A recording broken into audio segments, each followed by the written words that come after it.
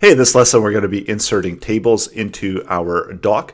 So tables are available under Insert, and then going down to Table, it allows you to select and insert table. So you can select how many rows and how many columns you're going to have, and going all the way down to 20 by 20. So that's the max, and that's the amount that you can insert. And then you can also format the tables and highlight rows as well. So I'll show you how to do that. So first of all, let's insert the table. So wherever we've got the cursor within the Word document, that's where it's going to insert the table.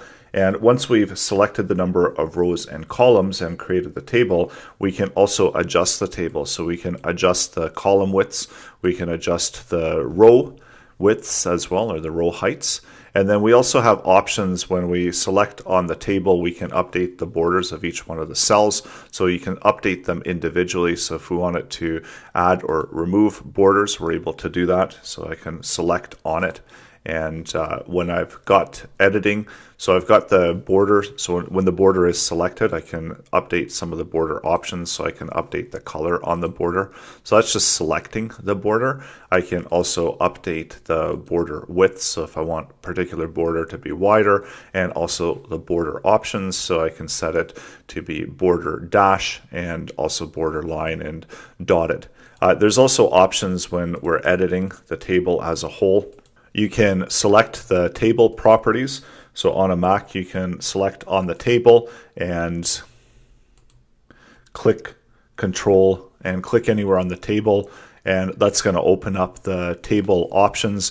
So this is where you can insert rows above and below, insert columns to the left or to the right.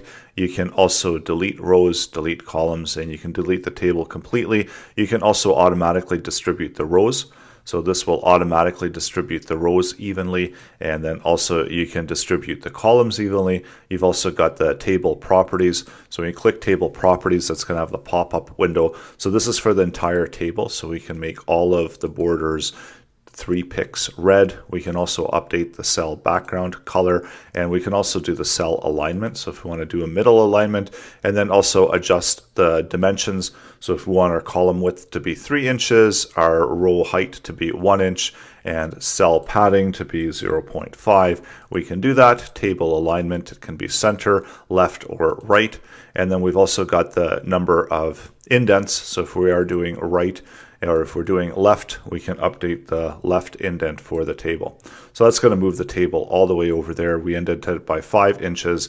We updated the borders on the entire table. So let's try that one more time. Go back to table properties and going to get rid of the indent and hit OK. So that's going to move it back into the spot, into the visible area on the screen.